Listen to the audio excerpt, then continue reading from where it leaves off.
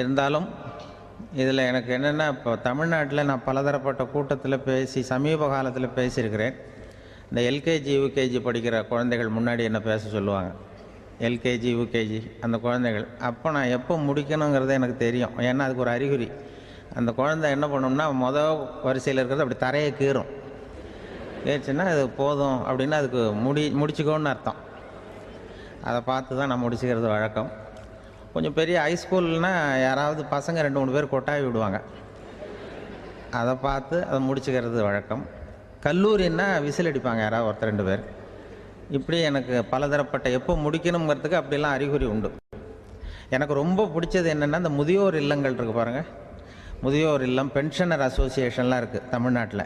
எல்லாம் 60-70 வயசுக்கு மேற்பட்டவர்கள். அவங்க கூட்டத்தில் பேசுகிறது தான் எனக்கு ரொம்ப பிடிக்கும். ஏன்னா நான் பாட்டுக்கு பேசிக்கிட்டே இருப்பேன், அவங்களும் அசையாமல் கேட்டுக்கிட்டு இருப்பாங்க. அதுக்கு என்ன காரணம்னா, காது கேட்காது.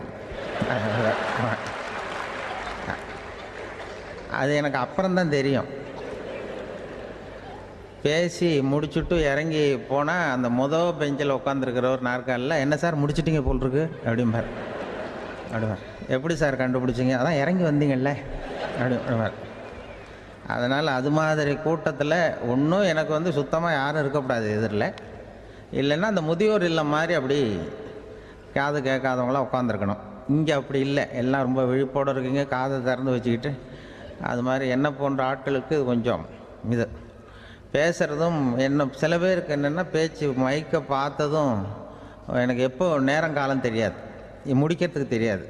அப்படியும் உண்டு பேச்சாளர்கள் பல ரகம். நான் கூட இப்போ ஒரு ஏற்பாடு பண்ணியிருக்கிறேன். என்னுடைய நண்பர் சுபாஷ்னு ஒருத்தர் வந்திருக்கார். அவர்கிட்ட சொல்லியிருக்கேன், நான் எப்போ முடிக்கணும்னு தோணுதோ அப்போ லேசாக தலையை சொறி நான் முடிச்சுக்கிறேன். என்ன கடிகாரமும் கிடையாது, ஒன்றும் கிடையாது. நான் எப்போ ஆரம்பிக்கிறேன் எப்போ முடிக்கிறேன்னு தெரியாதுன்னு சொன்னேன். இதே மாதிரி கும்பகோணத்தில் சமீபத்தில் ஒரு கூட்டத்துக்கு போகும்பொழுது அந்த ஏற்பாட்டாளரை உட்கார வச்சு, நீ முடிக்கணும்னு தோன்றப்ப தலையை சொரியா நான் புரிஞ்சுக்கிறேன்னு சொல்லிவிட்டு, பெரியோர்களே தாய்மார்களேன்னது உடனே தலையை சொஞ்சாங்க. என்னையா அது உள்ளேன்னா, இல்லை இது தலை அரிக்குது அதனால் சொல்லிடுறேன், நீ அது வேறு மாதிரியாக சொல்லுவேன்னு சொன்னார். அப்படி ஒருத்தர் ஏற்பாடு பண்ணி உட்கார வச்சுருக்கேன் எதிரில். அவர் இன்னும் தலைக்கு கையை கொண்டு போகல. மொதல் வரிசையில் உட்கார வச்சுருக்கிறேன். ஏன்னா இந்த பேசுகிறவங்களுக்கு அந்த கூட்டம் பார்த்துட்டா முடிக்கிறது எப்போ முடிக்கிறது என்ன ஏதுன்னு தெரியாது. அது பேச்சாளர், ஒரு பேச்சாளர் அவர் பாட்டு பேசிகிட்டே இருந்தாராம், ரொம்ப நேரம் பேசிகிட்டு இருந்திருக்கார். பேசிகிட்டு இருந்தால் ஒன்றும் புரியல, நேரங்காலம் தெரியல. அவருக்கே தோணி ஒரு கட்டத்தில் அந்த பேசுகிறவருக்கு, ஐயா மன்னிச்சுக்கோங்க, நான் ரொம்ப நேரம் பேசிட்டேன் போல் இருக்கு, எவ்வளோ நேரம் பேசினேன்னு எனக்கே ஞாபகம் இல்லை, இந்த கை கடிகாரத்தை கூட பார்க்க மறந்துட்டேன், என்னை மன்னிச்சுக்கோங்க அப்படின்னாராம். அப்போ கோபமாக ஒருத்தர் எழுந்திரிச்சு, ஏன்யா கடிகாரத்தை தான் மறந்தேன், பின்னாடி மாட்டிருக்கிற காலண்டரையாவது பார்க்கக்கூடாதா அப்படின்னாராம். அப்போ தான் தெரியுது அவன் வாரக்கணக்கில் பேசிக்கிட்டு இருந்திருக்கான். போன வெள்ளிக்கிழமை ஆரம்பித்து இந்த சனிக்கிழமை முடிக்கிறது மாதிரி அப்படி ஆகிடும். ஏன்னா கடிகாரமும் கிடையாது. அது மாதிரி பேசுகிற பேச்சு ஆனால் பேசுனா என்ன சொல்லுவாங்கன்னா, எந்த பேச்சை கேட்டாலும் ஒரு தன்னம்பிக்கை வரணுமா கேட்குறவங்களுக்கு, அதுதான் நல்ல பேச்சு அப்படின்னு சொல்லுவாங்க. கேட்குறவங்களுக்கு ஒரு தன்னம்பிக்கை, வாழ்க்கையில் ஒரு பிடிப்பு வரணும், தன்னம்பிக்கை வரணும். அப்படிப்பட்ட எண்ணத்தில் தான் அவங்கெல்லாம் நல்ல கருத்துக்களை சொல்ல வந்திருக்கிறாங்க. அது என்னென்னா, ஒரு ஒரு ஒரு ஒரு இளைஞன் எங்கெங்கேயோ வேலை தேடி இருக்கான், வேலையே கிடைக்கல. உடனே ஒரு தண்டவாளத்தில் போய் தற்கொலை பண்ணிக்கணும்னு தண்டவாளத்தில் தலையை வச்சு படுத்துட்டானான். யாரும் வேலை கொடுக்கல, தண்டவாளத்தில் போய் தற்கொலை பண்ணி எடுத்து படுத்துருக்கான். அப்போது 2 பக்கமும் திரும்பி பார்க்குறான், ரயிலே வரல. என்ன தற்கொலை பண்ணால் கூட ரயில் வர மாட்டேங்குது அப்படின்னு சொல்லிட்டு பார்த்துருக்கான். யாரோ ஒருத்தர் பேசிகிட்டு இருக்கார், ஒரு திடலில் கூட்டம், பெரியவர் பேசிகிட்டு இருக்கார்.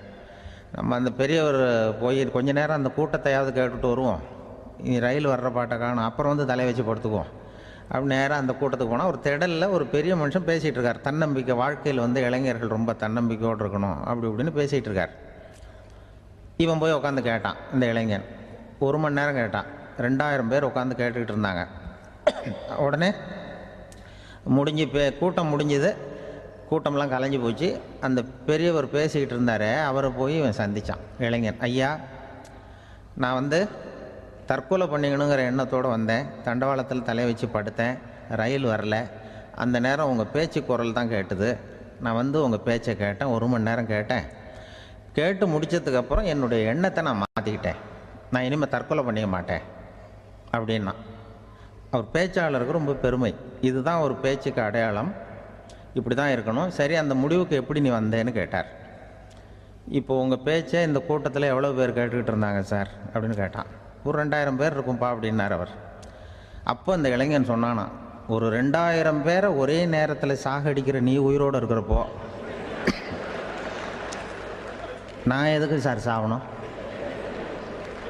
நான் இது வரைக்கும் யாருக்கும் எந்த கெடுதலும் பண்ணலை, நான் இனிமேல் சாக மாட்டேன் சார்ட்டு போயிட்டானா. அப்படி கேட்குறவங்களுக்கு ஒரு தன்னம்பிக்கை வரணும். அது எப்படியோ வந்தால் போகிறோம். இப்போ எங்கள் பேச்சை கேட்டுவிட்டோம், அந்த ரகத்தில் வந்தாலும் சரி தான். வாழ்க்கையில் ஒரு பிடிப்பு வரணும். அப்படிங்கிறது தான் ஒரு சிறந்த பேச்சுக்கு அடையாளம்னு சொல்லுவாங்க. அப்படி அது பண்ணுறது. இதில் என்னென்னா, இந்த மனிதனுக்கு அந்த சிரிப்பு இருக்குது பாருங்கள், அதை பற்றி சொல்லுவாங்க. நகைச்சுவை குடும்பத்தில் நகைச்சுவை உணர்வு இருந்ததுன்னா குழப்பமே வராதுன்னு சொல்லுவாங்க. இந்த பேச்சாளர்கள் என்னென்னா, சில பேர் தெளிவாக பேசி குழப்புறவங்க இருக்கிறாங்க, குழப்பமாக பேசி தெளிவுபடுத்துகிறவங்க இருக்கிறாங்க. அப்படிப்பட்ட பேச்செல்லாம் உண்டு. குழப்பமாக பேசி தெளிவுபடுத்துறது யாருன்னா சித்தர்கள். நம்ம பழைய சித்தர் பாட்டெல்லாம் பார்த்திங்கன்னா படிக்கிறதுக்கு குழப்பமாக இருக்கும், ஆனால் அது கருத்து தெளிவாக இருக்கும். அதுதான் குழப்பமாக பேசி தெளிவுபடுத்துகிறவரெலாம் பழைய நம்ம சித்தர்கள். தெளிவாக பேசி குழப்புறவங்க இருக்கிறாங்க சில பேச்சாளருக்காக. ஒருத்தன் ஆடு மேய்ச்சிக்கிட்டு இருந்தானா, ஒரு ஆடு மேய்ச்சிக்கிட்டு இருந்திருக்கிறான் ஒரு திடலில். அந்த ஆடு மேய்க்கிற அந்த ஆள் ரொம்ப தெளிவாக பேசணும்னு நினைக்கிறவன். அவர்கிட்ட போய் கேட்டிருக்கான். அந்த ஆள்கிட்ட போய் ஒருத்தன் கேட்டான், மந்தையில் எத்தனை ஆடுப்பா இருக்குது அப்படின்னா. அப்போ அவன் சொன்னான், நான் ஆடு மேய்க்கிறேன் சார், எதையும் தெளிவாக கேட்கணும், நீ கருப்பாட்டை கேட்குறியா வெள்ளாட்டை கேட்குறியா அப்படின்ட்டுருக்கான். கருப்பாடு அது ஒரு 50 இருக்குது அப்படின்னா. சரி, வெள்ளாடு எத்தனை இருக்குது அப்படின்னா, அதுவும் 50 தான் இருக்குது அப்படின்ட்டுருக்கான். இன்னும் ரெண்டும் ஒரே ஆன்சர் தானே சொல்கிறான் அப்படின்னு சொல்லி, சரி இந்த ஆடெல்லாம் எவ்வளவு புல் சாப்பிடும் ஒரு நாளைக்கு சார்? மறுபடியும் தெளிவாக கேளுங்க, கருப்பாடா வெள்ளாடா? கருப்பாடு அப்படின்னா 10 கிலோ சாப்பிடும். சரி, வெள்ளாடு அதுவும் 10 கிலோ சாப்பிடும். ரெண்டுக்கும் அதே தான் சொல்கிறான். சரிப்பா, இது எல்லாம் எவ்வளவு பால் கறக்கும் இந்த ஆடெல்லாம்? சார் திருப்பி சொல்ல, தெளிவாக கேளுங்க, கருப்பாடா வெள்ளாடான்னா? கருப்பாடு தினம் 5 லிட்டர் கறக்கும், வெள்ளாடு அது 5 லிட்டர் தான் கறக்கும் அப்படின்னா. இப்படியே இவன் தெளிவாக பேசி இவன் என்ன சொல்லிட்டு வரான்னு தெரியல. ரெண்டும் ஒரே ஆன்சர் தான், அப்புறம் எதுக்கு பிரித்து பேசுகிறேன், ரெண்டும் ஒன்று தாடா சொல்கிறேன்னு இருக்காரு.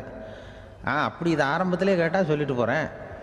ஏன் அப்படி தெளிவாக பிரித்து கேட்குறேன்னா, அந்த கருப்பாடெல்லாம் எதிர்த்த வீட்டுக்காரனுக்கு சொந்தம் அப்படின்னா. சரி, வெள்ளாடு அதுவும் எதிர்த்த வீட்டுக்காரனுக்கு தான் சொந்தம் அப்படின்னா. இப்போ என்ன பேசினா தெளிவாக பேசி குழப்பிக்கிட்டு இருக்கான்னு அர்த்தம். இப்போ எதுக்கு இந்த அறிகுறியை சொல்கிறேன்னா, நான் பேசுகிறது கூட அப்படி தான் இருக்கும்.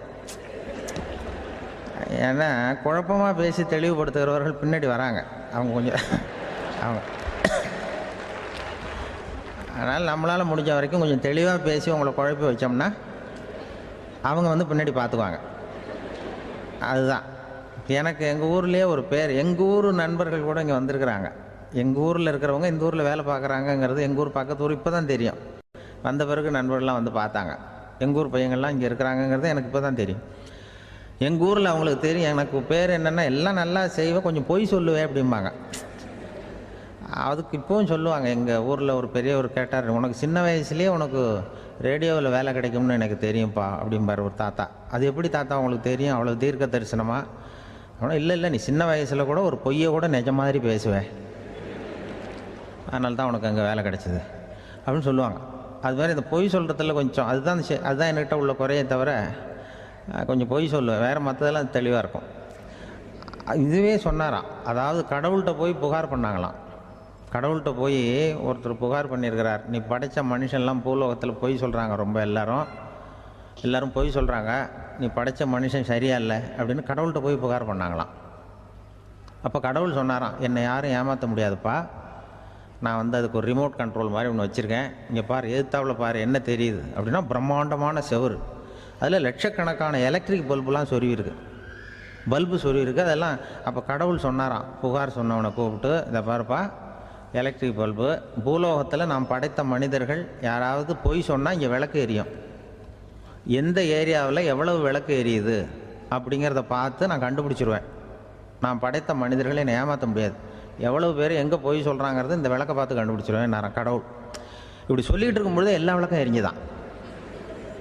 அப்போ புகார் பண்ணவங்க கேட்டிருக்கான், இது ஏதாவது ஒயரிங்கில் கோளாறாக இருக்குமா சார், இது ஏன் இப்படி எல்லாம் எரியுது அப்படிங்கிறப்ப கடவுள் சொன்னாராம், இல்லை இப்போ பொறு, இப்போ வந்து சிங்கப்பூரில் தென்கட்சி சுவாமிநாதன் பேசிக்கிட்டு இருக்காரு, இன்னும் ஒரு 15-20 நிமிஷத்தில் சரியாக போடும் அப்படின்னாராம். அப்படி சொல்லுவாங்க என்னை பற்றி. கொஞ்சம் பொய் சொல்கிறதுங்கிறது, அதுக்காக உங்ககிட்ட வந்து பொய் சொல்ல முடியாது. நான் பொய் சொல்கிறதுனா அந்த முன்னாடி சொன்னேன் முதியோர் இல்லம், அங்கே வேணால் சொல்லலாம், எதை சொன்னாலும் கேட்க போகிறதில்ல, அப்படி சொல்லலாம். ஏன்னா இப்போ இதில் என்னென்னா, இவங்க ஐயாக்கெல்லாம் இங்கே வந்ததும் பெரியவங்கள்லாம் சொன்னாங்க, முஸ்தபா சார்லாம் சொன்னார், இங்கே வந்து முன்னாடிலாம் எங்கள் மனிதர்கள் எந்த அளவுக்கு இப்போ வந்து ரொம்ப ஆக்கப்பூர்வமாக வளர்ந்துருக்கிறார்கள். முன்னாடிலாம் சினிமா நடிகர்களுக்கு தான் இது மாதிரி கூட்டங்கள்லாம் வரும், சினிமா சம்மந்தப்பட்டவங்களுக்கு இது மாதிரி ஏதாவது நல்ல விஷயங்களை பேசுகிறவங்களுக்கு கூட்டம் வர்றது வந்து ஒரு பெரிய ஆரோக்கியமான அறிகுறி, எங்களுக்கெல்லாம் ரொம்ப மகிழ்ச்சியாக இருக்குது சார்னு சொன்னார். அது இப்போ அதுக்கு தான் வந்திருப்பீங்க, வேறு ஒன்றும் இப்போ எங்கள் முகத்துக்காக வந்திருக்க போகிறீங்க, அப்படி ஒன்றும் கவர்ச்சியான முகமா அதுவும், அதனால் வந்து முகத்தை பார்க்குறதுக்கு தான் வந்திருக்கிறாங்க அப்படின்னு சொல்லி. ஆனால் இந்த ரேடியோவில் நான் கொஞ்ச காலம் வெளியில் தெரியாமல் இருந்தேன். அப்போ என்ன பண்ணுவாங்கன்னா, என்ன வருவாங்க, எங்கள் ரேடியோ ஸ்டேஷனுக்கு வருவாங்க, சார் அந்த தினம் ரேடியோவில் பேசுகிறாரு இன்று ஒரு தகவல், அவர் முகத்தை பார்த்துட்டு போகணும் சார் அப்படின்ட்டு வருவாங்க. ஏன்னா இப்போ தொலைக்காட்சியில் வர்றதில்லை. அதில் என்னென்னா, அப்படி ஒரு தடவை வர்றவங்க அடுத்த தடவை வர்றதில்லை. அப்போ தான் புரியுது, ஓஹோ அவங்க ஆள் யாருன்னு தெரிஞ்சுக்கிறதுக்கு தான் வராங்க, வேறு ஒன்றும் ஒரு பெரிய கவர்ச்சி. அதனால் இந்த கூட்டம் வந்து ஏதோ எங்களுடைய கவர்ச்சின்னா அவர் ஐயா சுகிசிவம் கொஞ்சம் கவர்ச்சியாக தெரிகிறார், அதனால் அவருக்காக அந்த கூட்டமாக வேணா இருக்கலாம். வேறு எனக்கு அந்த நம்பிக்கை இல்லை. ஐயா சாலமன் பாப்பாவுக்கு சுத்தமாக அந்த நம்பிக்கை இருக்காது. அதனால் நாங்கள் வந்து ஏமாந்து போட மாட்டோம், ஏதோ எங்களை பார்க்க தான் வந்திருக்கிறாங்க எல்லோரும் அப்படின்னு. என்ன அவங்களுக்கு கருத்துன்னா, நல்ல குடும்பம், நல்ல மகிழ்ச்சியாக வாழ்வது எப்படி, நல்ல குடும்பத்தை எப்படி நடத்துறது, இது மாதிரி நல்ல கருத்துக்களை இப்போ ஜனங்கள்கிட்ட பரிமாறிக்கணும்னு இந்தியாவிலையும் தமிழ்நாட்டிலையும் சில நிகழ்ச்சிகளை அவங்க நடத்திட்டு இருக்கிறாங்க. ஐயா அவர்கள் கிராமப்புறங்களில் நகர்ப்புறங்கள்லாம் ஜனங்களை கூப்பிட்டு நல்ல விஷயத்தை சொல்லுது. குடும்பங்கிறது இப்போ வந்து ரொம்ப கஷ்டம். இப்போ எப்படின்னா, ஒரு 600 வருஷத்துக்கு முன்னாடி மனுஷனுக்கு இருந்த நெருக்கடி இருக்குது பாருங்கள், ஒரு 600 வருஷத்துக்கு முன்னாடி மனுஷனுக்கு எவ்வளோ நெருக்கடி இருந்ததோ அதுபோல் 40 பங்கு இப்போ அதிகமாகிட்டு தான் கண்டுபிடிச்சி சொல்லியிருக்கிறாங்க. அவ்வளவு நெருக்கடிக்கு மத்தியில் நாம் வாழ்ந்துக்கிட்டு இருக்கிறோம். ஒரு 600 வருஷத்துக்கு முன்னாடி என் தலையில் 1 கிலோ வச்சுக்கிட்டு நின்னேன்னு வைங்க, இப்போ 40 கிலோ வச்சுக்கிட்டு நிற்கிறேன். அப்படி ஒவ்வொரு மனுஷனுக்கும் வாழ்க்கையில் நெருக்கடி அதிகமாக போச்சு. இப்போ இந்த நெருக்கடியில் முன்னாடிலாம் யாரோ ஒருத்தர் தான் தியானம் பண்ணுவாங்க. தியானம்னா ஒருத்தர் 2 பேர் காட்டுக்கு போய் தியானம் பண்ணிகிட்டு இருப்பாங்க 600 வருஷத்துக்கு முன்னாடி. இப்போ வீட்டுக்கு வீடு தியானம் நடக்குது. ஏன்னா அந்தளவுக்கு வாழ்க்கையில் ஒரு நிம்மதி வேணும் அப்படின்னு சொல்லி பண்ணிட்டாங்க. அதுக்கு தான் இயற்கை கொடுத்துருக்கிற ஒரு இயற்கையான வைத்தியம்தான் சிரிப்புங்கிறது. இதை பற்றி பெரியவங்கள்லாம் இப்போ ஆராய்ச்சி பண்ணிகிட்டு இருக்கிறாங்க. சிரிப்புங்கிறது நாம் பிறந்து ஒரு 6 மாதத்தில் தான் முதல் தடவையாக விவரமாக சிரிக்க ஆரம்பிக்கிறோமா.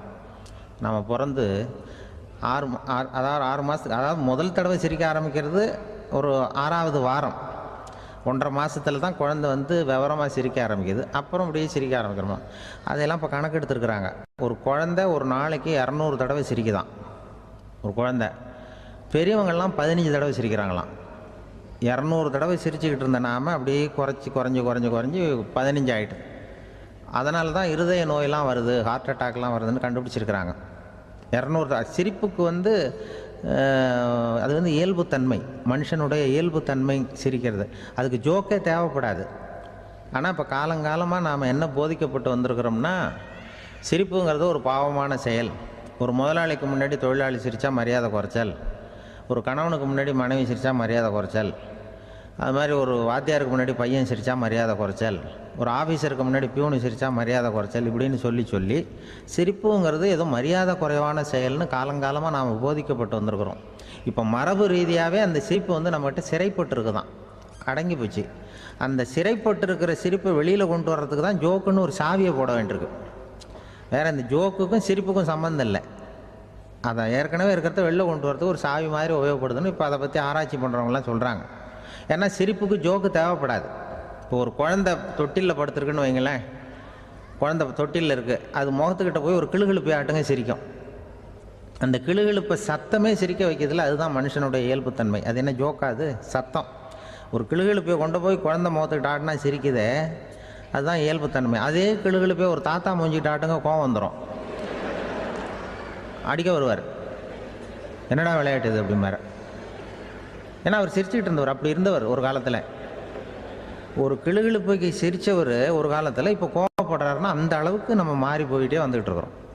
அதனால் அந்த இயல்புத்தன்மை மாறாமல் இருக்கணுங்கிறது ரொம்ப முக்கியம். அதுக்காக எல்லோரையும் குழந்தையாக்க முடியாது. மனுஷன் எல்லோரும் இனிமேல் வயசுங்கிறது கூட ஆகிட்டே தான் இருக்கும். அதுக்காக குறைச்சிக்கிட்டே போக முடியாது. அதுக்கு யாராவது மருந்து கண்டுபிடிச்சாதான் உண்டு. ஆனால் ஒருத்தர் மருந்து கண்டுபிடிச்சாராம், சொல்லுவாங்க. ஒரு டாக்டர் ஒரு மாத்திரை கண்டுபிடிச்சாராம். ஒரு மாத்திரை சாப்பிட்டா ஒரு வயசு குறையும், ஒரு மாத்திரை சாப்பிட்டா ஒரு வயசு குறையும் அப்படின்னு ஒரு மாத்திரையை கண்டுபிடிச்சிருக்கார். ஒரு பாட்டி அம்மா, 90 வயசு பாட்டி, அது போயிருக்கு. அதே டாக்டர்கிட்ட போய், ஐயா எனக்கு ஒரு பாட்டில் மாத்திரை கொடுங்க, இந்த வயசு குறையிற மாத்திரை அப்படின்றது. அவர் ஒரு பாட்டில் கொடுத்தார் மாத்திரை. பாரும்மா பாட்டியம்மா, ஒரு மாத்திரை சாப்பிட்டா ஒரு வயசு குறையும், எடுத்துகிட்டு போகணும்னு கொடுத்துருக்காரு டாக்டர். இந்த 90 வயசு பாட்டி எடுத்துகிட்டு வீட்டுக்கு வந்துட்டு மறுநாள் அதே டாக்டர்கிட்ட போயிருக்கு. 30 வயசு பொண்ணாக போச்சான். 30 வயசு பொண்ணாக மாறி அதே டாக்டர்கிட்ட போயிருக்கு. இடுப்பில் ஒரு கை குழந்தை, அது சட்டை கிட்ட போடாமல் கட்டவரில் வாயில் வச்சுட்டு உட்காந்துருக்கு. நேராக டாக்டர்கிட்ட போய், டாக்டர் நேற்று வந்தேன், ஏதோ ஒரு மாத்திரை சாப்பிட்டா ஒரு வயசு குறையுன்னீங்க, நான் ஏதோ ஒரு ஆர்வத்தில் ஒரு 30-40 மாத்திரை சாப்பிட்டேன், இப்படி ஆகிட்டேன் அப்படின்னு. இப்போ டாக்டர் சொல்லியிருக்காரு, இதுக்கு ஏமா வருத்தப்படுற, எல்லோரும் வயசு குறையணும்னு தான் நினைக்கிறாங்க, உனக்கு வயசு குறைஞ்சிட்டுது, நீ சந்தோஷப்படு, இதுக்கே மறுபடியும் என்னட்ட வந்திருக்கிற அப்படின்னாரான் டாக்டர். அப்போ அந்த அம்மா சொல்லித்தேன், என்னை பற்றி பரவாயில்ல டாக்டர், என் இடுப்பில் பாருங்கள் கை குழந்தை, இது சட்டை கிட்ட போடாமல் உட்காந்துருக்கு, கட்டவரில் வாயில் வச்சுட்டு உட்காந்துருக்கு, இது ரொம்ப ஆர்வத்தில் ஒரு 70 மாத்திரையை சாப்பிட்டு விட்டுது, இது என் வீட்டுக்காரரு. இவர் இடுப்பை விட்டு கீழே இறங்க மாட்டேங்கிறார்.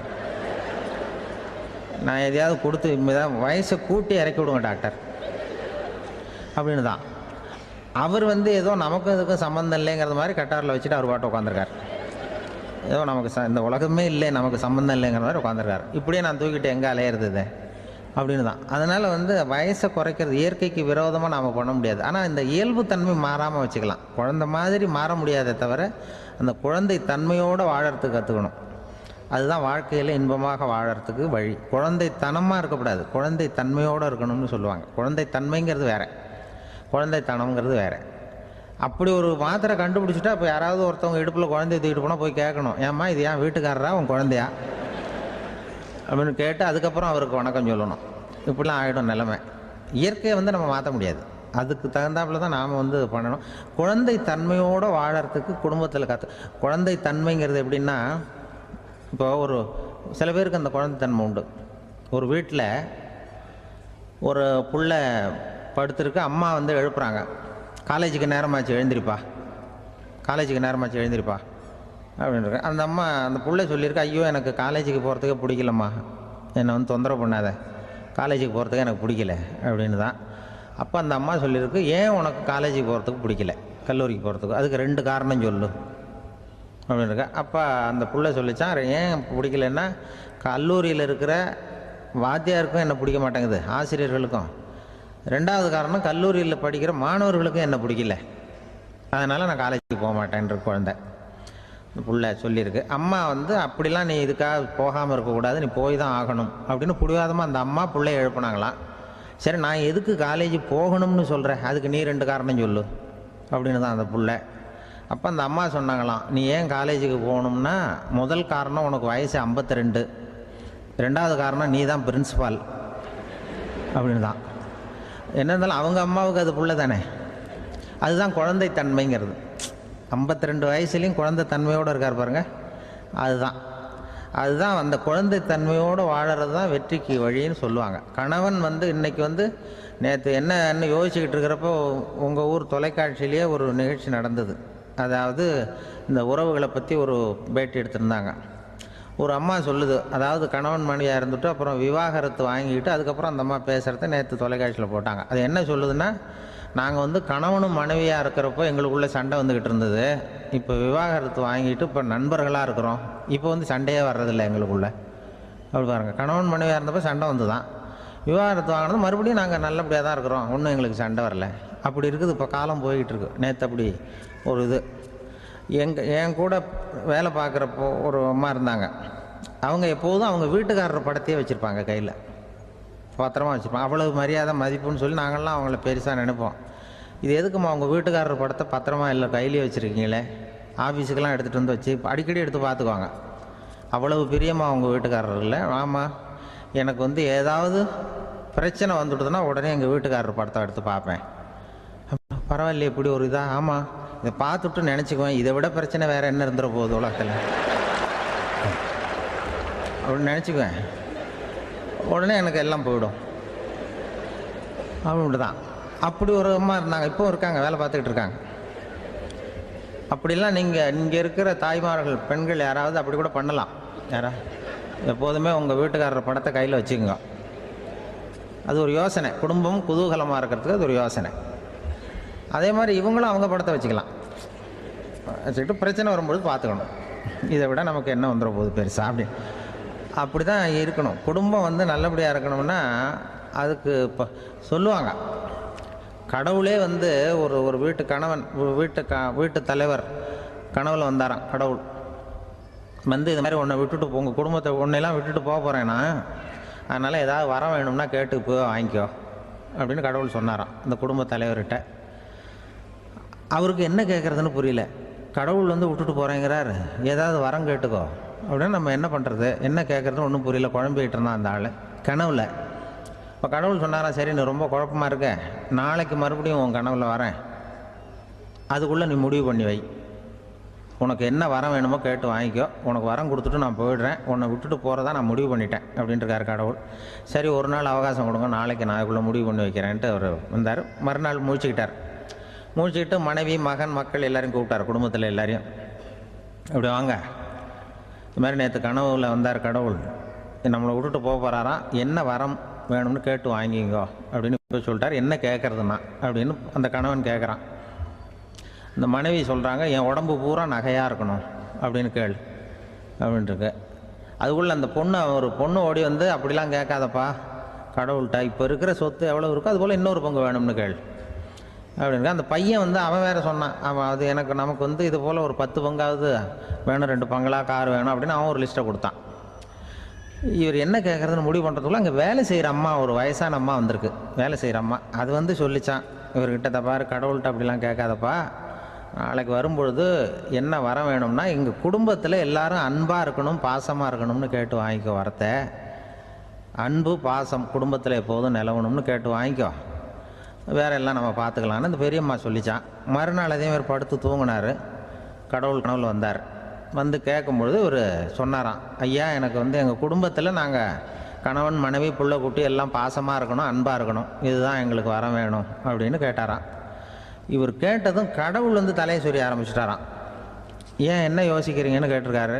நீங்கள் அன்பாக பிரியமாக இருந்தீங்கன்னா அப்புறம் ஏன் நான் உங்களை விட்டுட்டு போக போகிறேன், நான் ஏற்கனவே இல்லைங்கிறதுனால தான் உங்களை விட்டு போகலாம்னு முடிவு பண்ணியிருந்தேன். இப்போ நீங்கள் ஏற்கனவே பாசமாக இருந்தீங்கன்னா நான் இனிமேல் போக மாட்டேன், அதனால் ஏன் முடிவும் மாற்றிக்க வேண்டியதுதான், உங்கள் கூட தான் இருக்க போகிறேன்னாராம். இப்படி ஒரு கதை சொல்லுவாங்க. அதனால் ஒரு குடும்பத்தில் அந்தந்த உறவு முறைகள் சரியாக இருக்கிற வரைக்கும் எல்லாம் நல்லாயிருக்கும். அங்கே தான் அங்கே இறைவன் வாழும் இல்லம்ங்கிறாங்களே, அதுதான் அதில் அந்த குடும்ப தலைவருங்கிறவர் கணவன் அப்படிங்கிறதுனால அவருக்கு தான் பொறுப்பு. அவருக்கு நிறைய சகிப்புத்தன்மை வேணும், கோபம் வரக்கூடாது, யார் என்ன சொன்னாலும் போகணும். சில கணவன்மார்கள் எது சொன்னாலும் மனைவி தட்டுறதில்லை, அங்கே போனால் போவாங்க, எதுக்கு போக சொல்கிறேன்னு கேட்குறதில்ல, போகிறது, இங்கே வான்னா வர்றது. திருவள்ளூர் மனைவி இருந்தாருன்னு சொல்கிறாங்கல்ல, அது மாதிரி. அது எப்படின்னா ஒருத்தர் சொன்னார், அது அப்படி இல்லை, அதுக்கு ஒரு கதை சொன்னார். ஹிட்லர் வந்தாராம் ஒரு தடவை, ஒரு பெரிய கப்பல் மேலே, கப்பலுடைய மேல் தளத்தில் ஹிட்லர் வந்துக்கிட்டு இருக்கார். ஒரு இங்கிலீஷ் கேப்டன் எதிரில் நிற்கிறான். அவனுக்கு பெரிய ஆச்சரியம், இந்த ஆள் எப்படி இப்படி ஒரு தனி மனிதனாக இருந்துக்கிட்டு உலகத்தையே இப்படி இந்த பாடுபடுத்துகிறார் அப்படின்னு சொல்லி, உன்னுடைய வெற்றிக்கு என்ன காரணம்னு கேட்டாராம் அந்த இங்கிலீஷ் கேப்டன். இப்போ ஹிட்லர் சொன்னாராம், என்னுடைய வெற்றிக்கு காரணம் என்கிட்ட வேலை செய்கிற ஊழியர்கள், நான் கிழிச்ச கோட்டை தாண்ட மாட்டாங்க, நான் என்ன சொல்கிறேனோ அதை உடனே செய்வாங்க, ஏன் எதுக்குன்னு எதிர்த்து பேச மாட்டாங்க, அதுதான் என்னுடைய வெற்றிக்கு காரணம் அப்படின்னு சொல்லி அதை நிரூபித்து காட்டுறேன் பார் அப்படின்னு சொல்லி கையை தட்டினாராம் ஹிட்லர். உடனே ஒரு சிப்பாய் எங்கேருந்து லெஃப்ட் ரைட் போட்டு சல்யூட் பண்ணி நின்னான். உடனே ஹிட்லர் சொன்னாரான், நீ அப்படியே இந்த கப்பல் மேல் தளத்துலேருந்து அப்படி கடலில் விழுந்து செத்து போடா அப்படின்னு பொத்துன்னு குதிச்சுட்டான். எதுக்கு சொல்கிறேன் என்ன இதில், உடனே குதிச்சு செத்து போட்டான். இவருக்கு பெரிய ஆச்சரியம் கேப்டனுக்கு. ஹிட்லர் சொன்னார், இதுதான் என்னுடைய வெற்றி காரணம், தப்பார் இன்னொருத்தனை கூப்பிட்றேன் அப்படின்னு தட்டினா இந்த பக்கத்துலேருந்து ஒருத்தன் வந்தான், லெஃப்ட் ரைட் வந்து நின்னா, நீ இப்படி குதிச்சு செத்து போடா அப்படின்னு பொத்தனை குதிச்சிட்டான். எதுக்கு போக சொல்கிறீங்கன்னு ஒன்றுமே கேட்கல, குதினா உடனே குதிச்சிட்டான். அப்போ ஹிட்லர் சொன்னார், இதே மாதிரி என்னுடைய ஒவ்வொரு ஊழியர்களும் இருக்கிறாங்க, நானும் ஊழியர்களை இழக்கிறதுக்கு தயாராக இல்லை, தப்பார் தயாராக இருப்பேன் எப்போதும், தப்பார் இன்னொருத்தரம் தட்டுறேன்னு இன்னொருத்தர் வந்தார். எதிர்த்தாவில் இருந்து ஒருத்தன் லெஃப்ட் ரைட் சல்யூட் அடித்தான். நீயும் குதிச்சு செத்து போடான்ருக்கார் ஹிட்லர். இவனால் பொறுக்க முடியல, இந்த இங்கிலீஷ் கேப்டன் அனாவசியமாக ஒவ்வொருத்தனாக குதிச்சுட்றானேன்னு சொல்லி ஓடி போய் அவனை குதிச்சிட்டான். குதிக்கிறதுக்கு முன்னாடி பிடிச்சி தனியாக எடுத்துகிட்டு போட்டான். தனியாக எடுத்துகிட்டு போய் அந்த சிப்பாய்கிட்ட கேட்டாரான் அந்த இங்கிலீஷ் கேப்டன், ஏன்ப்பா அந்த ஆள் குதிக்க சொல்கிறான்னா நீ ஏன் எதுக்குன்னு கேட்கறது இல்லையா, உடனே குதித்து செத்து போகிறீங்களே, இதெல்லாம் என்ன அநியாயம் அப்படின்ட்டுருக்கான் அந்த இங்கிலீஷ் கேப்டன் கையை பிடிச்சிக்கிட்டு. உடனே அந்த சிப்பாய்க்கு கோவம் வந்துட்டு தான், உடையா கையை, இவன்ட்ட வேலை பார்க்குறத விட உழுந்து செத்து போகலான்னு நான் குதிக்கிறான், என்ன அனாவசியமாக எதுக்கே இருக்க சொல்கிறேன் அப்படின்னு சொல்லி குதிச்சுட்டானா. அதனால் இந்த உடனே சொல்கிறத செய்கிறாங்க பாருங்கள், அவங்கள நம்பக்கூடாது. கணவன்மார்களுக்கு ஒரு எச்சரிக்கை, சொல்கிறத உடனே செஞ்சுருவாங்க மனைவி, நீ அங்கே போனால் போங்க வரணும் அது ஹிட்லர் மாதிரி நினைக்கிறாங்கன்னு அர்த்தம். இதுகிட்ட பேசிக்கிட்டு இருக்கிறத விட சொல்கிறத செஞ்சுட்டு போடுவோமே, அப்படி சமாளிக்கிற கணவன்மார்கள் உண்டு. குடும்பத்தில் அப்படிலாம் இருந்து சமாளிக்கிறாங்க. குடும்பத்தில் ஒருத்தர் அனுசரிப்பு தன்மைங்கிறது ரொம்ப அவசியம். கணவன் மனைவின்னா அனுசரித்து போகணும்னு சொல்லுவாங்க. அதாவது ஒரு கணவன் அதுக்காக தான் அந்த காலத்துலலாம் ஒரு வீட்டுக்கு மாப்பிள்ளை தேடுறதுங்கிறது ஒரு பெரிய குடும்பத்தை நிர்வகிக்கிற அளவுக்கு ஒரு கணவனாக வரக்கூடிய எப்படி இருக்கணும் அப்படின்னா, அந்த காலத்தில் புலி வேட்டைக்கு போகணும். ஒரு பொண்ணுக்கு மாப்பிள்ளை தேடுறதுன்னா நம்ம தமிழ் பழக்கம் என்னென்னா, காட்டுக்கு போய் ஒரு புலியை வேட்டையாடிட்டு வரணும். அந்த புலி பல்லு அல்லது நகத்தை கொண்டுட்டு வரணும் அந்த இளைஞன். அதை வீட்டில் கொடுப்பான், அதை தான் கட்டி அதை இதாக கட்டுவாங்க, மாலையாக போடுவாங்க, தாலியாக கட்டுவாங்க. அதாவது வீரம் இருக்கா பையனுக்குன்னு பார்ப்பாங்க. ஒரு பொண்ணு வேணும்னா நீ முதல்ல வீட்டுக்கு பொண்ணு கேட்க போகக்கூடாது, காட்டுக்கு போகணும், போய் புளியை கொண்டு வா, அதுக்கப்புறம் தான் உனக்கு பொண்ணு அப்படின்னு சொல்லுவாங்க. இப்போவெல்லாம் ஏன் போகிறது இல்லைன்னா, இப்போலாம் ஒருத்தனை காட்டுக்கு போய் புலிப்பல் கொண்டு வான்னா புலி தான் மாப்பிள்ளையாக வரும். அதனால தான் இப்போ போகிறதில்ல யாரும் காட்டுக்கு. அப்போ பெண்களும் ரொம்ப வீரமாக இருந்தாங்க. பெண்கள் மூலம் அந்த காலத்தில் எப்படின்னா, முறத்தாலேயே புலியை துரத்துவாங்களாம். நம்ம பழைய பாட்டிலெல்லாம் பார்த்துருப்பீங்க, முறத்தால் புலியை விரட்டினாங்கன்னு வரும் பழைய பாட்டு. அந்த அளவுக்கு பெண்களுக்கு வீரம். இப்போ கல்யாணம் ஆகி இந்த காலத்தில் ஒரு கணவனை விரட்டிட்டு வந்தாங்களாம் முறத்தை எடுத்துக்கிட்டு. ஒரு மனைவி அவன் பயந்துட்டு வெளில ஓடி வரான், பின்னாடி முறத்தை எடுத்துகிட்டு அந்த அம்மா ஓடி வருது. இவனை தனியாக பிடிச்சி கொண்டு போய், என்னப்பா இந்த மனைவிட்டு இப்படி பயந்து ஓடி வரையே, முறத்தால் துரத்துறா இப்படி வரையே அப்படின்னு தான் அவன் அப்படியே தடுமாறிக்கிட்டு, அதெல்லாம் ஒன்றும் இல்லை, அவன் என்னை புலியாக நினைக்கிறா அப்படின்னு ஒரு பெருமையாக சொல்லிட்டானா. அந்த காலத்தில் புலியை தான் முறத்தால் விரட்டினாங்க, இப்போ புருஷனை விரட்டுறாங்க அப்படின்னு சொல்லி. அப்படி அந்த காலத்தில் கணவனுக்கு ஒரு குடும்பத்தை நிர்வகிக்கிற திறமை இருக்கா, உடல் வலிமை தான் முக்கியம். இப்போ கூட மதுரை பக்கத்தில் ஐயாவுக்கு தெரியும், அந்த இளவட்டக்கல்லுன்னு ஒரு ஊர் எல்லையில் கிடக்கும். ஊர் எல்லையில் ஒரு பெரிய கல் கிடக்கும். அந்த ஊருக்கு பொண்ணு கேட்க போகிறவங்க அந்த கல்லை தலைக்கு மேலே தூக்கி காட்டணும், அப்படியே தூக்கி தலைக்கு மேலே வசதி கீழே போடணும். அந்த வலு இருந்தால் தான் நீங்கள் அந்த ஊருக்குள்ளேயே போகலாம், பொண்ணு கேட்கறதுக்கு போகலாம், இல்லைன்னா நீ திரும்பி போக வேண்டியதான். அந்த வலிமை இருக்கா மாப்பிள்ளைன்னு பார்க்குறாங்க, இளவட்டக்கல்லுன்னு பேர். அப்போ என்ன பண்ணாங்கன்னா, ஒரு 1000 வருஷத்துக்கு முன்னாடி அந்த கல்லை தலைக்கு மேலே தூக்கி கீழே போடுவாங்களாம். ஒரு 500 வருஷத்துக்கு முன்னாடி அப்படி கொஞ்சம் தூரம் இடுப்பு அளவுக்கு தூக்கி கீழே போட்டுக்கிட்டு இருந்துருக்குறாங்க. அதுக்கப்புறம் ஒரு 100 வருஷத்துக்கு முன்னாடியெல்லாம் அப்படி முழங்கால அளவுக்கு அப்படி தூக்கி போட்டால் போகிறோம்னு வச்சுருந்தாங்களாம். இப்போ நான் அந்த ஊருக்கு என் கூட பழனிசாமின்னு ஒருத்தர் இருக்கார், அவர் போய் உனக்கு எப்படிப்பா இந்த ஊரில் கல்யாணம் ஆச்சு அப்படின்னா, இப்போலாம் நாங்கள் தொட்டு கும்பிட்டா போகிறோம், அதை அசைக்கிறது கூட இல்லை. அப்படி ஆகிட்டுது. ஒரு குடும்பத்தை கணவனாக வரப்போகிறவனுக்கான தகுதி அந்த காலத்தில் அப்படி இருந்துதான். அப்படி கணவன் தேர்ந்தெடுக்கிறது, குடும்ப தலைவனை தேர்ந்தெடுக்கிறது ஒரு பெரிய காரியம். ஒரு பெரிய செல்வந்தர் போட்டி வச்சாராம், ஒரு நீச்சல் குளம், அதில் யார் வேணாலும் குதித்து அந்த பக்கம் போய் கரையேறலாம்.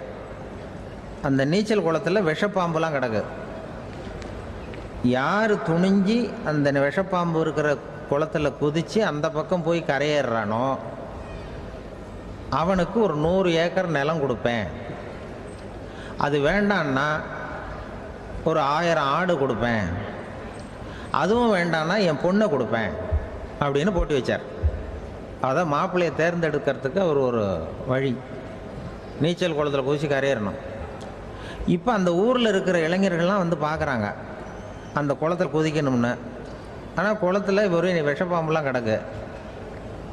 இது என்ன பண்ணுறதுன்னு பார்த்தா யாருமே குதிக்கிறதுக்கு தைரியம் வரல. திடீர்னு ஒருத்தன் துணிஞ்சு குதிச்சான். படபடன்னு அடிச்சுட்டு போய் அந்த பக்கம் கரையேறிட்டான். கரையேறின உடனே பரவாயில்லையே ஒரு ஆள் வந்துட்டான்னு சொல்லி அவனை அந்த இளைஞனை போய் பிடிச்சிட்டு வந்தாங்க. அந்த பெரியவர் கேட்டார், ஏப்பா இவ்வளவு பெரிய விஷப்பாம்பெல்லாம் கிடக்கிற நீச்சல் குளத்தில் நீ துணிஞ்சு குதித்து கரையேறி இருக்கிற, உனக்கு என்ன 1000 ஏக்கர் நிலம் கொடுத்துறவா, 100 ஏக்கர் நிலம் கொடுக்கவா சொல்கிறப்படி அப்படின்னா வேண்டாம் சார்ன்றிருக்கான். ஓஹோ அப்படின்னா ஒரு 1000 ஆடு வேணுமா உனக்கு அப்படின்னா அதுவும் வேண்டாம் சார். ஓ அப்படின்னா என் பொண்ணு வேணுமா அப்படின்னா அதுவும் வேண்டாம் சாருங்கிறான். அப்புறம் எதுக்குடா குதிச்சுன்ட்டு என்ன உனக்கு என்ன தான் வேணும் அப்படின்னு கேட்டிருக்கார். என்னை எவன் பிடிச்சி தள்ளி விட்டவன்னு தெரியணும் அப்படின்ட்டுருக்கான். அதுக்காக அவன் பார்த்துருக்கான். அப்படி இருந்தால் தான் துணிச்சல் வரும் இந்த காலத்தில். எதுக்கு இவ்வளவு சங்கடம்லாம் வச்சாங்கன்னா, ஒரு குடும்பத்துக்கு தலைவராக வர வேண்டிய ஒரு ஆள், கணவனாக இருக்க வேண்டியவனுக்கு துணிச்சல் இருக்கா, தைரியம் இருக்கா அப்படிங்கிறது பார்க்கறதுக்காக இப்படிப்பட்ட தேர்வு முறைகள்லாம் வச்சுருந்தாங்க அந்த காலத்துலலாம். இப்போலாம் கல்யாணம் பண்ணுறது ஆளுக்கு நேரில் பார்க்காமலே கூட கல்யாணம் நடக்குது இன்டர்நெட்டில். இப்போ சர்டிஃபிகேட் கேட்குறாங்க, நோய் நொடி இல்லாமல் இருக்காரா பார், காட்டுக்கெலாம் போக வேண்டாம், நேராக ஆஸ்பத்திரிக்கு போய் ஒரு சர்டிஃபிகேட் வாங்கிட்டு வா, உனக்கு ஒன்றும் வியாதி இல்லைன்னு ப்ரூவ் பண்ணு, அதுக்கப்புறம் பார்த்துக்கலாம், மற்றதை பேசுவோம் அப்படின்னு சொல்லி அப்படி இருக்குது நிலைமை. அதனால் குடும்பத்தில் வந்து அந்த கணவனாக இருக்கிற வேண்டியவனுக்கு பொறுப்பு அதிகம். ஏன்னா எல்லாத்தையும் அனுசரித்து போக வேண்டியதாக வந்தான். அப்படி தான் இருக்குது. அந்த கணவன் மனைவிக்குள்ளே விட்டு கொடுக்கறது அதெல்லாம் பற்றி நிறைய எல்லாரும் ஏற்கனவே நம்ம புலவர்கள்லாம் பாடியிருக்காங்க. எல்லோரும் சொல்லுவாங்க, ஒரு கணவன் ஒரு குழந்தை பிறந்து தான் ஒரு வீட்டில், அந்த குழந்தைக்கு என்ன பேர் வைக்கிறதுங்கிறது ஒரு தகராறு. இந்த குழந்தைக்கு என்ன பேர் வைக்கிறதுங்கிறதுல தகராறு வந்துடுது. யார்? கணவனுக்கும் மனைவிக்கும்.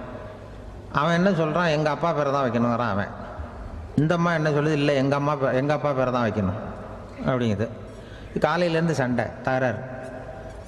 எதிர்த்த வீட்டுக்காரன் பார்த்தான், இது என்ன காலையிலேருந்து எதிர்த்த வீட்டில் தகராறு நடக்குது, என்னென்னு போய் கேட்டிருக்கான். என்னம்மா உங்களுக்கு உள்ள தகராறு, காலையிலேருந்து பார்த்தேன் அப்படின்னா, ஒன்றும் இல்லைம்மா, எங்கள் குழந்தைக்கு பேர் வைக்கிறதுல எங்களுக்கு உள்ளே ஒத்து போக முடியல, நான் வந்து எங்கள் அப்பா பேரை வைக்கணுங்கிறேன், அந்த அம்மா அவங்க அப்பா பேரை வைக்கணுங்குது, அதுதான் எங்களால் குடும்பத்தில் ஒரு நிம்மதி இல்லாமல் இருக்கிறோம், தகராறு பண்ணிகிட்ருக்கோம் அப்படின்னு நானா. அப்போ எதிர்த்த வீட்டுக்காரன் சொல்லியிருக்கான், எதிர்த்த வீட்டுக்காரன்னு நான் எதுக்கு இருக்கிறேன், நான் பஞ்சாயத்து பண்ணி வைக்கிறேன், இப்போ உங்களுக்குள்ள என்ன இது பேர் தானே வைக்கணும், ஏன்ப்பா உங்கள் அப்பா பேர் என்ன அப்படின்னு அவனை கேட்டிருக்கான்.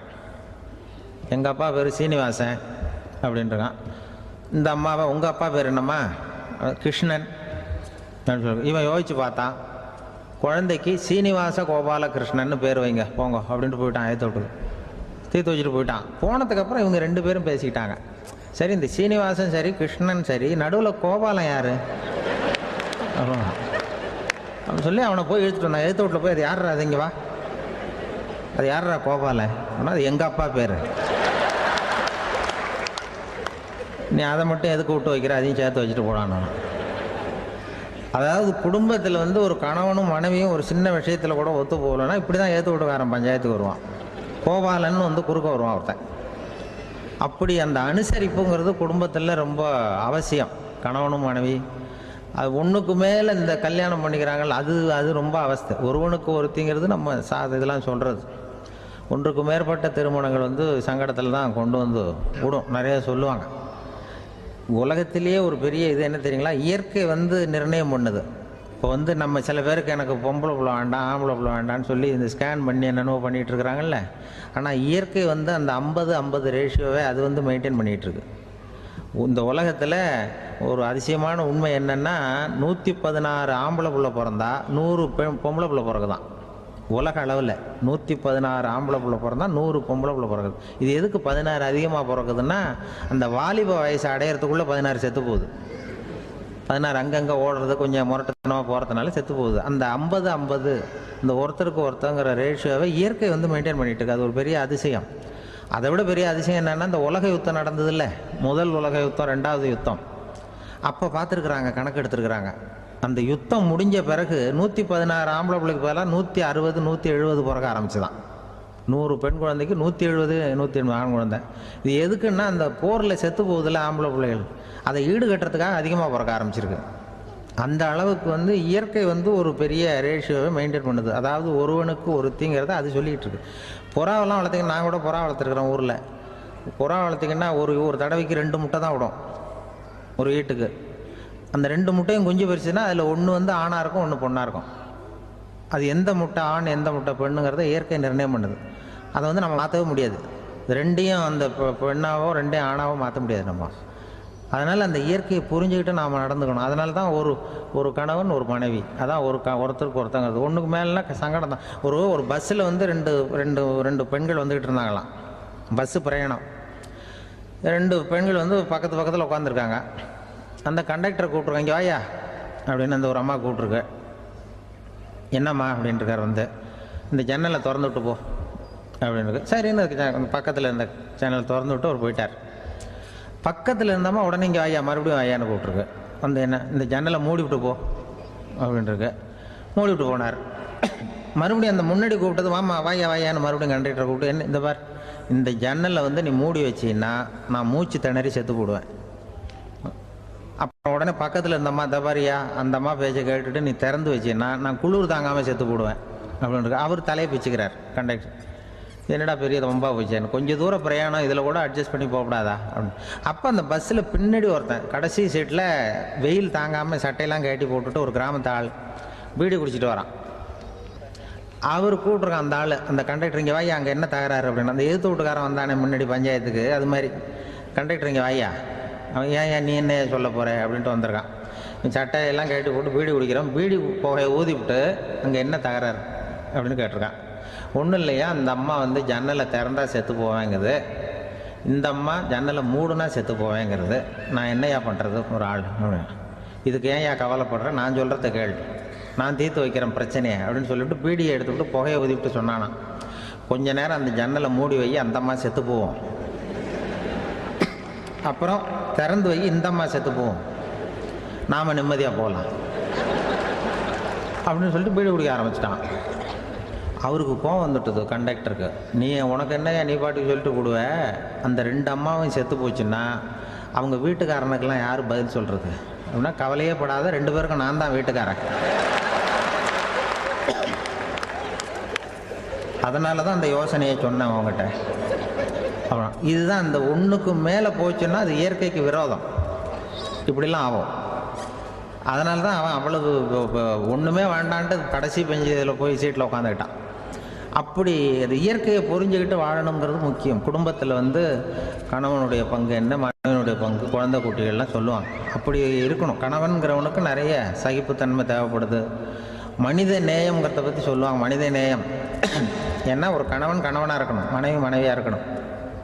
ஒரு மனுஷன் வந்து இன்றைக்கி வந்து மனிதனாக இல்லை, மனித நேயம் குறைஞ்சி போச்சு, ஏது குடும்ப உறவுகள்லாம் ரொம்ப மாறி போச்சுன்னு சொல்ல. இப்போ நாகரிகத்தில் அப்படி தான் இருக்குது. ஒரு இதில் ஒருத்தன் என்ன பண்ணியிருக்கிறான், ஒரு சின்ன பையனை கொண்டு வந்தானா, ஒரு சின்ன பையன் பக்கத்தில் இருக்கான். ஒரு பெரியவர் கேட்டிருக்கார், யாருப்பா அந்த பையன் அப்படின்னு கேட்டிருக்கார். இவன் சொன்னான்னா, இந்த பையன் எனக்கு தூரத்து உறவுன்னு இருக்கான். சரி, தூரத்து உறவுன்னா எப்படி அப்படின்னு கேட்டிருக்கான். இந்த பையன் எங்கள் அப்பாவுக்கு 8வது பிள்ளை அப்படின்னானா. கூட பிறந்தவனே அவ்வளோ தூரமாக போயிட்டான், 8வதாக பிறந்தான். அப்படி இருக்கு குடும்ப உறவுகள்ங்கிறது. மனுஷனுக்கு வந்து வேல்யூ விஞ்ஞானம் எப்படி போட்டிருக்குன்னா, ஒரு மனித உடம்பில் இருக்கிற கால்சியத்தை மட்டும் தனியாக எடுத்தால் ஒரு சின்ன ரூமுக்கு வெள்ளை அடிக்கலாமா. ஒரு மனுஷ உடம்பில் இருக்கிற பாஸ்பரஸை மட்டும் தனியாக எடுத்தால் ஒரு 40 நெருப்பு வச்சு தயார் பண்ணலாம். ஒரு மனுஷ உடம்பில் இருக்கிற இந்த கொழுப்பு சத்தை மட்டும் தனியாக எடுத்தால் ஒரு 7 சோப்பு கட்டி தயார் பண்ணலாம். அது மாதிரி ஒரு மனுஷ உடம்புல இருக்கிற இரும்பு சத்தை மட்டும் தனியாக எடுத்தால் ஒரு 2 அங்குல அணி 2 செய்யலாம். இவ்வளவுக்கும் விலை போட்டால் 42 ரூபா 50 காசு. இதுதான் மனுஷனுக்கு விஞ்ஞானம் போட்டிருக்கிற விலை. அது எப்போ அது ஒசரும்னா, அவன் மனுஷனாக இருக்கிற வரைக்கும் இருக்கிறப்ப. அதுவும் செத்து போனால் அதுவும் கிடையாது, செத்து போனால் அதுவும் குறைஞ்சிரும். மிருகங்களுக்கெல்லாம் அப்படி இல்லை, செத்ததுக்கு அப்புறம் விலை கூடும். அங்கெல்லாம் எல்லா ஊர்லேயும் பார்த்திங்கன்னா உயிர் கோழி 50 ரூபா, உரிச்ச கோழி 60 ரூபான்னு போட்டிருக்கோம். செத்ததுக்கு அப்புறம் 10 ரூபா அதிகம். மனுஷனை வந்து நீ உயிர் மனுஷன் 42 ரூபா 50 காசு, செத்ததுக்கு அப்புறம் 52 ரூபான்னா நீயே வச்சுக்கிடாது, எனக்கு எது கண்டு போடும். அவன் வந்து எப்போ அவனுக்கு வேல்யூ கூடும்னா, மனிதனாக வாழும்பொழுது தான் வேல்யூ கூடும். குடும்பத்தில் வந்து அந்த பாசத்தோடு வாழணும்னு கடவுள்கிட்ட கேட்டு சொன்னாங்களே, அதுதான். இந்த சமூகங்கிறதும் ஒரு பெரிய குடும்பம்தான். அதனால தான் இந்த நாட்டுக்கு உள்ள பெருமையை எல்லாரும் ஒற்றுமையாக இருந்தால் எதையும் சாதிக்கலாம்ங்கிறது தான் இந்த நாட்டுக்கு உள்ள பெருமை. அப்படி நிரூபித்தோம். அதனால் சமூகங்கிறதும் ஒரு குடும்பம் மாதிரி இருக்கிறது தான் பெருசு. இப்போ சில இதெல்லாம் இப்போ ஜாதி மத வேறுபாடெல்லாம் வந்து நம்முடைய முன்னேற்றத்தை வந்து தடுக்கும். விலங்குகள் வந்து நம்மளோட மேலானது. அதான் ஒரு ஊரில் ஒரு சிவன் கோயில் இருந்து தான். சிவன் கோயிலில் அந்த புறாவெல்லாம் வளர்ந்துக்கிட்டு இருந்திருக்கு. அந்த மாடத்தில், சிவன் கோயில் மாடத்தில் புறாவெல்லாம் குடியிருந்திருக்கு. உடனே அதுக்கு கும்பாபிஷேகம் பண்ணுறதுக்காக ஊரில் திட்டம் போட்டாங்க. சிவன் கோயிலுக்கு வெள்ளடிக்க ஆரம்பித்தாங்க. வர்ணம் பூச ஆரம்பித்ததும் அந்த அதுக்கு சாரம் கட்டுவாங்கல்ல, இந்த குச்சியெல்லாம் வச்சு சாரம் கட்டுவாங்க. உடனே இந்த புறாவெல்லாம் என்ன பண்ணிச்சான், இனிமேல் நம்ம இங்கே வெள்ளை அடிக்கிறாங்க, கும்பாபிஷேகம் வருது, நம்ம இங்கே குடியிருக்க முடியாது, எதிர்த்தாப்புல எங்கே போகலான்னு பார்த்துருக்கு. இந்த உயரம் கோபுரத்தில் இருந்த புறாவெல்லாம் எதிர்த்தாப்புல ஒரு மாதா கோயில் இருந்திருக்கு, சர்ச்சு. அங்கே சில மாடங்களில் புறாவெல்லாம் இருக்குது, சில மாடம் இருக்குது. உடனே நம்மளாம் அங்கே போடுவோம் கொஞ்சம் காலத்துக்குன்னு எல்லாம் புறப்பட்டு இந்த மாதா கோயிலுக்கு போயிடுது. அங்கே போனால் அங்கே இருக்கிற புறாவோடு சேர்ந்து இதுவும் குடியிருந்துகிட்ருக்கு. கொஞ்ச நாள் என்னாச்சு, அங்கே கிறிஸ்மஸ் வந்துட்டுது. கிறிஸ்மஸ் வந்ததும் சரி இங்கேயும் வெள்ளடிக்க ஆரம்பிக்கிறாங்க. நம்ம மறுபடியும் எங்கடா போகிறதுன்னு பார்த்தா அங்கே இருக்கிற புறாவோட சேர்ந்து இதுவும் சேர்ந்து நேராக ஒரு பள்ளிவாசல் இருந்தது. எதுக்கு அங்கே இருக்கிற மாடத்தில் போய் அங்கே குடியேறிட்டுது எல்லாம். அங்கே போனால் அங்கே ரமலான் மாதம் வந்து ரம்ஜானுக்காக அதையும் புதுப்பிக்க ஆரம்பித்தாங்க. இது என்ன பண்ணுறதுன்னு சொல்லி இந்த 3 செட்டு புறாவும் சேர்ந்து என்ன பண்ணிச்சு, எங்கே போகலான்னு பார்த்தா மறுபடியும் அதுக்குள்ளே இந்த சிவன் கோயிலில் கும்பாபிஷேகம் முடிஞ்சு போச்சான். முடிஞ்சிருக்கு, அங்கே போடுவோம் எல்லாருன்னு சொல்லி எல்லா புறாவும் அந்த சிவன் கோயிலுக்கு வந்துட்டுது. அங்கே போய் மாடத்தில் அதை குடியிருந்துட்டுது. அப்போ திடீர்னு ஒரு நாள் பார்த்தா ஒரே கலவரம் பூமியில் எல்லாம் ஒருத்தனை ஒருத்தன் அருவாளை தூக்கிட்டு நிற்கிறான், குச்சி எடுத்து ஒருத்தனை ஒருத்தர் சுட்டுக்கிறான். ஒரே கலவரம், சத்தம், ஒரே மத கலவரம் வந்துட்டுது ஊரில். அப்போது புறாவெல்லாம் மாடத்தில் இருந்துக்கிட்டு ஒரு குஞ்சு புறா அவங்க அம்மாட்ட கேட்டு தான், இது என்ன இந்த மனுஷனுக்கு என்ன ஆச்சு, இந்த மனுஷனுக்கு என்ன ஆச்சு, அவன் கத்தியை தூக்கிட்டு நிற்கிறானே அப்படின்னு கேட்டு தான். ஒரு குஞ்சு புறா அவங்க அம்மாட்ட கேட்டு தான், அம்மா புறா. இப்போ அம்மா அந்த புறா சொல்லித்தான், மனுஷனுக்கு இப்போ மதம் பிடிச்சிருக்கு, அதான் கத்தியை தூக்கிட்டு நிற்கிறான் அப்படின்ட்டுருக்கு. இப்போ நமக்கெல்லாம் பிடிக்கலையே அப்படின்னு தான். அப்போ அந்த புறா சொல்லித்தான், அந்த பாருமா, நாம் வந்து இந்த சிவன் கோயிலில் இருந்தாலும் நமக்கு புறான்னு தான் பேர், இந்த மாதா கோயிலுக்கு போனாலும் நமக்கு புறான்னு தான் பேர், பள்ளிவாசலுக்கு போனாலும் நமக்கு புறான்னு தான் பேர். அந்த மனுஷன் அப்படி இல்லை. அவன் இங்கே இருக்கிற வரைக்கும் இந்துன்னு சொல்லுவான், அங்கே மாதா கோயில் இருந்தான்னா கிறிஸ்தவன்னு சொல்லுவான், பள்ளிவாசலில் இருந்தான்னா முஸ்லீம்னு சொல்லுவான்.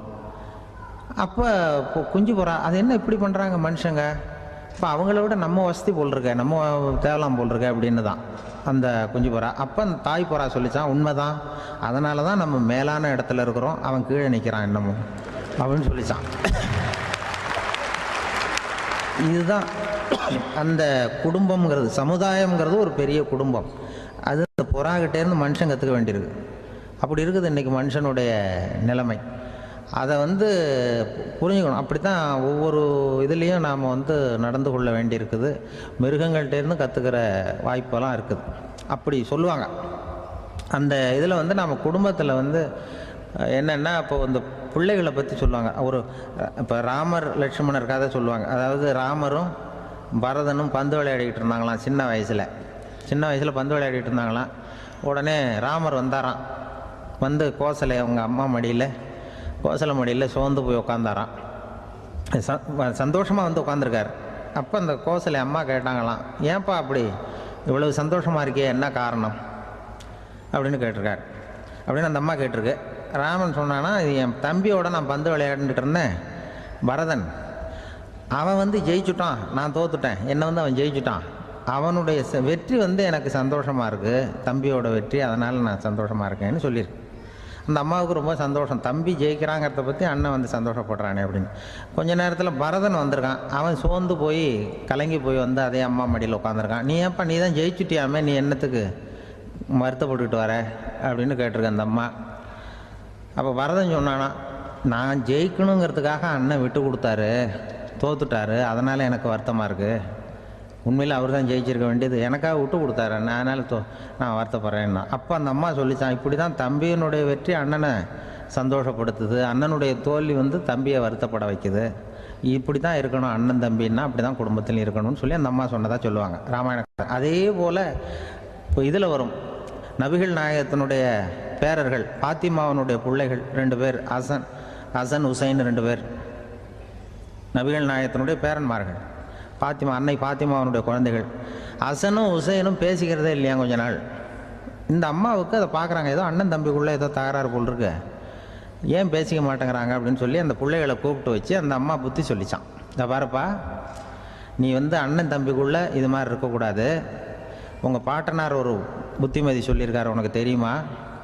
ஒரு முஸ்லீம் இன்னொரு முஸ்லீமோடு 3 நாட்களுக்கு மேல் பேசாமல் இருந்தால் அது அவனை கொலை செய்வதற்கு ஒப்பாகும் அப்படின்னு நபிகள் நாயகம் சொல்லியிருக்கார், தெரியுமா உனக்குன்னு அந்த அம்மா சொல்லிச்சான். அப்போ அந்த தம்பிக்காரர் சொன்னாராம், ஹுசைன் சொல்லியிருக்கார், அதுவும் எனக்கு தெரியும். அதே தாத்தா பாட்டனார் என்ன சொல்லியிருக்காருன்னா, அந்த 2 பேரில் யார் முதல்ல சலாம் சொல்கிறாங்களோ, யார் முதல்ல முன்னாடி பேசுகிறாங்களோ அவங்களுக்கு சொர்க்கம் கிடைக்கும், இறைவனுடைய ஆசி கிடைக்கும்னு சொல்லியிருக்கிறார். அந்த ஆசி அண்ணனுக்கு கிடைக்கட்டுமேங்கிறதுக்காக நான் பேசாமல் இருக்கிறேன் அப்படின்னா. அந்த ராமனும் பரதனும் எப்படி இருந்தாங்களோ அப்படி தான் ஹசனும் ஹுசைனும் இருந்திருக்கிறார்கள். அந்த பாசம்தான் குடும்பத்தில் வேணும். குடும்பத்தில் அண்ணன் தம்பி எப்படி நடந்துக்கணும், அம்மா பிள்ளை எப்படி நடக்கணும் அப்படிங்கிறது தான். ஏன்னா தாய் அம்மாவுக்கு எப்போதுமே பிள்ளைங்கள் அம்மா பக்கம்தான் இருக்கும். அம்மா பிள்ளைங்க தான் அதிகம். இதில் ஒரு பெரிய நீதிபதி இருந்தார், சென்னையில் உண்மையாக நடந்தது. சென்னையில் ரொம்ப காலத்துக்கு முன்னாடி காந்தி இருந்த காலத்தில் சென்னையில் ஒரு நீதிபதி, அவர் ஒரு நாள் கோர்ட்லாம் விட்டு ரொம்ப கஷ்டப்பட்டு ராத்திரி சும்மா போய் உடனே வீட்டுக்கு வரல. கோர்ட்டினுடைய நடவடிக்கை முடிஞ்சு வீட்டுக்கு வராமல் போய் எங்கெங்கேயோ போய் சுற்றிவிட்டு இப்போ அந்த நண்பர்களோடு அப்படி உல்லாசமாக அப்படி கொண்டாடிவிட்டு நடுராத்திரிக்கு வந்திருக்கிறாரு வீட்டுக்கு 1 மணிக்கு. அப்போ அந்த வயசான அம்மா வாசல்லையே காத்துக்கிட்டு இருக்கு.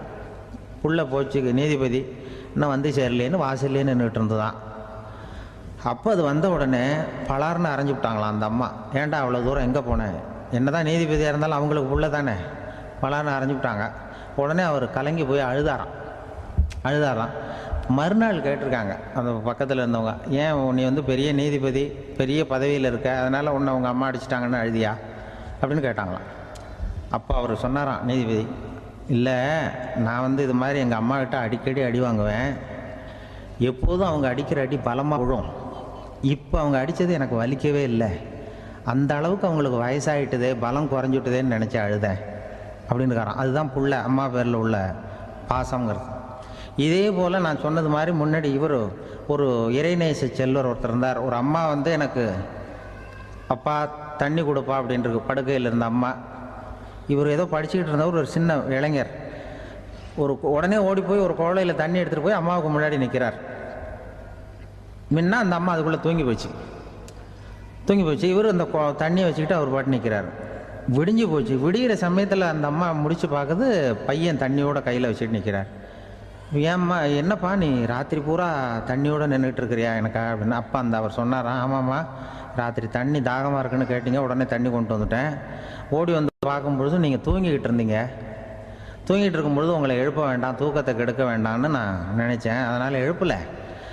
தூக்கம் முழிக்கிற சமயத்தில் உடனே தாகமாக இருக்கும், தண்ணி குடிக்கணும்னு ஆசைப்படுவீங்க, அதனால் தண்ணியை பக்கத்துலேயே வச்சுட்டு நிற்கிறேன் அப்படின்னு அந்த இளைஞர் சொன்னாராம்.